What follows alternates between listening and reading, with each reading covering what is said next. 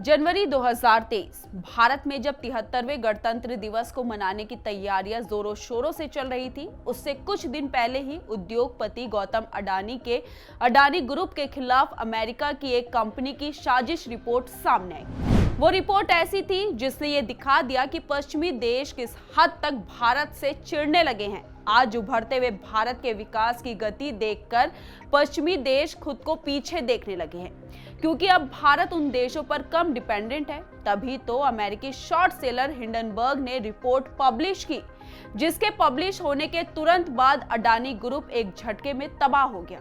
इसे अरबों डॉलर का नुकसान उठाना पड़ा और अब उसी हिंडनबर्ग मामले में बड़ा खुलासा हुआ है। इस रिपोर्ट के तार चीन से भी जुड़ते हुए दिखाई दे रहे हैं। पूरी डिटेल्स हम आपको बताएंगे, लेकिन उससे पहले आयन भारत को सब्सक्राइब कीजिए। नमस्कार, मैं मंजू रुधियाल और आप सभी का स्वागत है आयन भारत में। हिंडनबर्ग की चाल को लेकर सेबी ने बड़ा खुलासा किया है। सेबी यानी securities and exchange board of India ने कहा है कि अडानी के खिलाफ रिपोर्ट जारी होने से 2 महीने पहले ही हिंडनबर्ग ने अपने क्लाइंट को रिपोर्ट की कॉपी भेज दी थी। भारतीय बाजार नियामक सेबी ने कहा कि अमेरिकी शॉर्ट सेलर ने अडानी ग्रुप के खिलाफ अपनी रिपोर्ट की एक एडवांस कॉपी न्यूयॉर्क स्थित hedge fund manager mark Kingdon के साथ इसे पब्लिश करने से करीब 2 महीने पहले ही शेयर की थी। इससे उन्होंने ग्रुप की कंपनियों के शेयरों में उतार चढ़ाव का लाभ उठाया था। हिंडनबर्ग के फाउंडर है नाथन एंडरसन और नाथन एंडरसन की रिसर्च फर्म हिंडनबर्ग का मुख्य काम शेयर मार्केट, इक्विटी, क्रेडिट और डेरिवेटिव्स पर रिसर्च करना है। इस रिसर्च के जरिए कंपनी ये पता लगाती है कि क्या स्टॉक मार्केट में कहीं गलत तरह से पैसों की हेराफेरी तो नहीं हो रही, कहीं बड़ी कंपनी अपने फायदे के लिए अकाउंट मिसमैनेजमेंट तो नहीं कर रही, कई कंपनियां अपने फायदे के लिए शेयर मार्केट में गलत तरह से दूसरी कंपनियों के शेयर को बेट लगाकर नुकसान तो नहीं पहुंचा रही। इन सब बिंदुओं पर रिसर्च करने के बाद कंपनी एक डिटेल रिपोर्ट तैयार कर उसे पब्लिश करती है और ऐसी ही रिपोर्ट कंपनी ने 2023 में अडानी को लेकर भी पब्लिश की थी।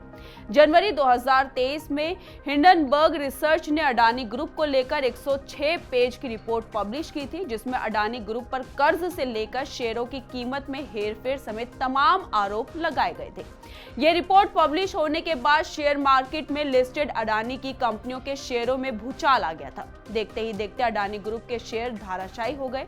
शेयरों में आई सुनामी की वजह से न केवल अडानी ग्रुप का मार्केट कैप टूट गया था, बल्कि गौतम अडानी नेटवर्थ में भी बड़ी गिरावट दर्ज की गई थी। हिंडनबर्ग की रिपोर्ट के बाद अडानी समूह को 153 अरब डॉलर का नुकसान हुआ था, जिसकी पूरी तरह से भरपाई आज तक नहीं हो पाई है।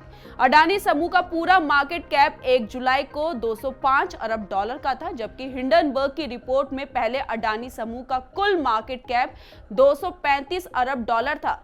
इसका मतलब हुआ कि 30 अरब डॉलर की भरपाई आज भी नहीं हो सकी है। इसी को लेकर सेबी ने हिंडनबर्ग को 46 पेज का कारण बताओ नोटिस जारी किया, जिसमें पूरी डिटेल से बताया गया कि कैसे अमेरिकी शॉर्ट सेलर न्यूयॉर्क के हेज फंड और कोटक महिंद्रा बैंक से जुड़े ब्रोकर को अडानी ग्रुप के शेयरों में गिरावट से लाभ हुआ था। जबकि सेबी के इस कारण बताओ नोटिस के जवाब में हिंडनबर्ग ने कहा है कि यह भारत के सबसे शक्तिशाली व्यक्तियों द्वारा किए गए भ्रष्टाचार और धोखाधड़ी को उजागर करने वालों को चुप करने और डराने धमकाने का प्रयास है। अडानी की प्रमुख कंपनी अडानी एंटरप्राइजेज लिमिटेड के खिलाफ दाव लगाने के लिए जिस इकाई का इस्तेमाल किया गया वह कोटक महिंद्रा लिमिटेड से संबंधित थी, जो कोटक महिंद्रा बैंक लिमिटेड की मॉरिशस स्थित सहायक कंपनी है।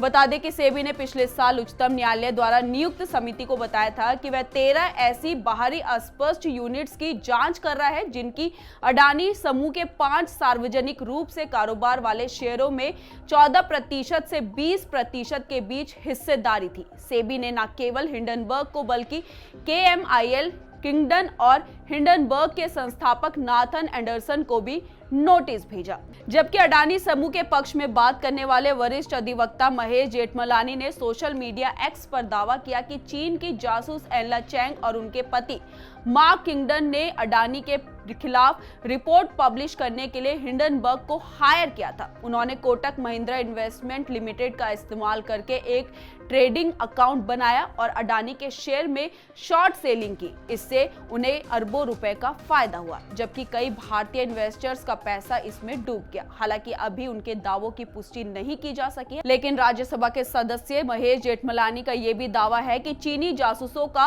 मकसद भारतीय कॉर्पोरेट की प्रतिस्पर्धा को नुकसान पहुंचाकर चीनी के रणनीतिक हितों को आगे बढ़ाना है। मार्क किंगडन की बात करें तो महेश जेठमलानी का दावा है कि मार्क किंगडन एक अमेरिकी बिजनेसमैन है। किंगडन कैपिटल मैनेजमेंट एलएलसी के पीछे उन्हीं का दिमाग है। इस कंपनी ने ही हिंडनबर्ग रिसर्च को अडानी ग्रुप के खिलाफ रिपोर्ट तैयार करने की जिम्मेदारी दी थी।